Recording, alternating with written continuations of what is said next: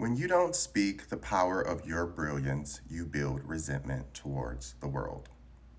Welcome back to Along the Spiritual Journey.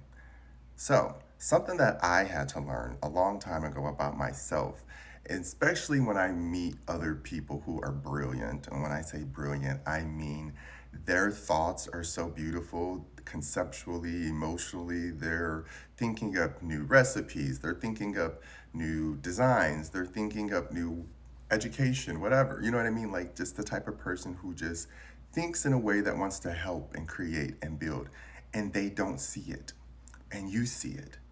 And you're speaking your truth and you're being your authentic truth.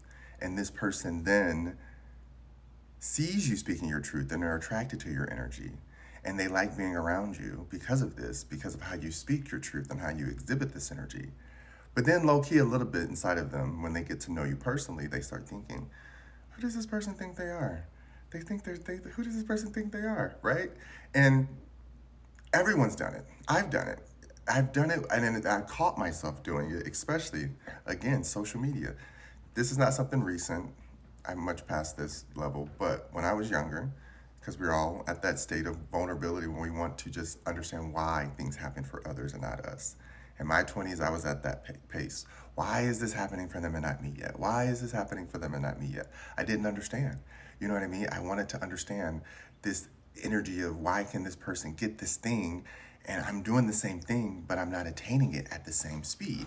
Because in school, that's where school tricks us. In school, you're even with your peers, right? You're going back and forth. You're passing a test. They're passing a test. You can see where your peers at in their grades. You can see where they're at in your sports when you're racing them. But then when you're out in the real world, you don't know what people have had cooking for long times and periods. And for me, it was never about resenting others. It was how is it do I get to a space where I'm not bitter about other people's joy, right? Because I was never bitter towards people. I was bitter towards myself for not knowing how to attain it, right?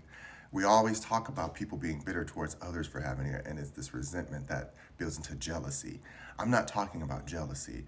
I'm talking about when you start getting into a place of melancholy and you start becoming depressed and sad and having angst and you don't know why, because some of us invert that energy. Some people push it out, and this is where you get a bully and they put it on to the outside world and they extrovert it out, right? And then the other ones, you can still be a bully and we introvert it in. You either bully out or bully in. I don't know why the energy works this way, but that is yin and yang. There is some power before the two things separate. There is a struggle, right? This is the seed bursting out and becoming the roots, right? There's always going to be a level of discomfort before they split into two and become two halves of the whole. And so for me, recognizing that, okay, I am bullying myself into thinking that I'm not doing something right. I'm bullying myself into believing that I don't deserve something, even though I want it, right? And that's the part of when we talk about emotional intelligence and trauma work and shadow work and going on the inside and doing the work. It's not about trying to change yourself. It's about opening up parts of you that never got to bloom. This is the rebirth. This is the part of the energy that I talk about and all of my things on my website where I rating and branding and all of that, that all came from learning how to rebrand myself, right? Rebranding doesn't mean that you're discarding the whole package. It just means you're changing a few colors. You're changing a few labels, right? You might change the formula of the flavor on the inside, but the structure of itself is still integral. And that's the part of me that I had to learn how to understand, where I started to build resentment against my own brilliance.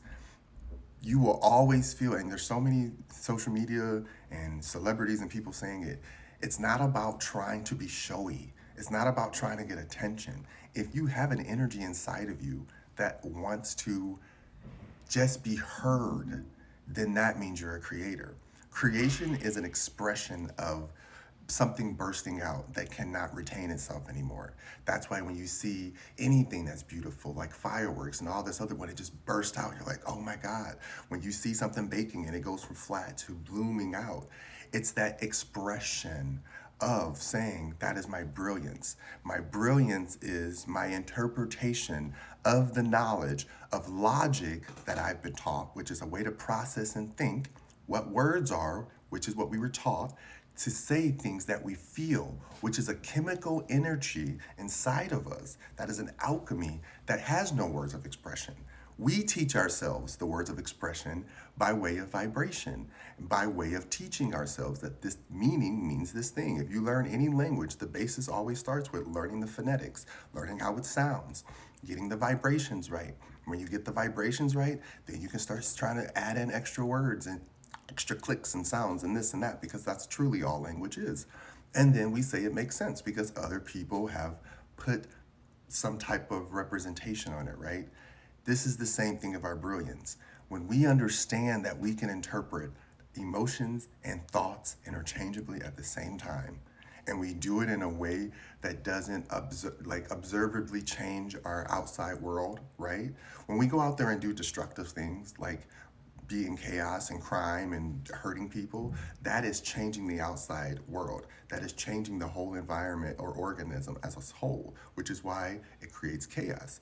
If we, the one individual, which represents a cell, if we are allowing ourselves to be a part of that energy, that's how we create this whole of bitterness that creates this type of codependency in our society where it's fun to see people upset and bitter and mean and all this. And I get it.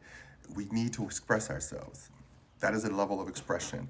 The reason reality shows are so good is because they're messy. And humans love to be messy. But we built social decorum and we have to be proper and respectful. And that part of society I appreciate. But also, there's part of us where we want to be messy and filthy because we really are just animals dressed up in clothes, right? We are really a part of this whole nature that's a bigger whole. So, learning how to not become bitter towards yourself is a level of representing that I am a part of everything.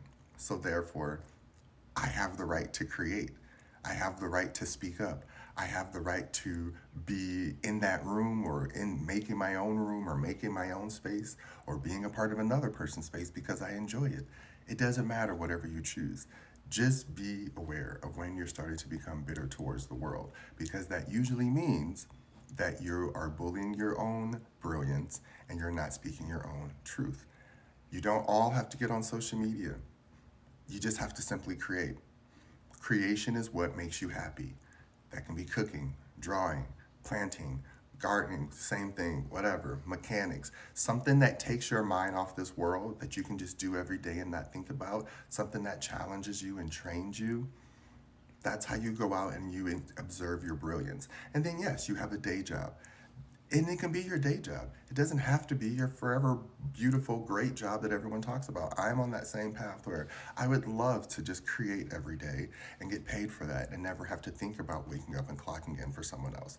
But as I do that now, and it's a good position to be because I'm able to work on other parts of me. This is the whole part of the spiritual journey that we get to where you don't have to do work every day. You can take a break. You can do it at your own pace and speed, but when you start becoming bitter towards others, that means that you're lagging behind and it's time for you to catch up. So I hope that makes sense. Love ya.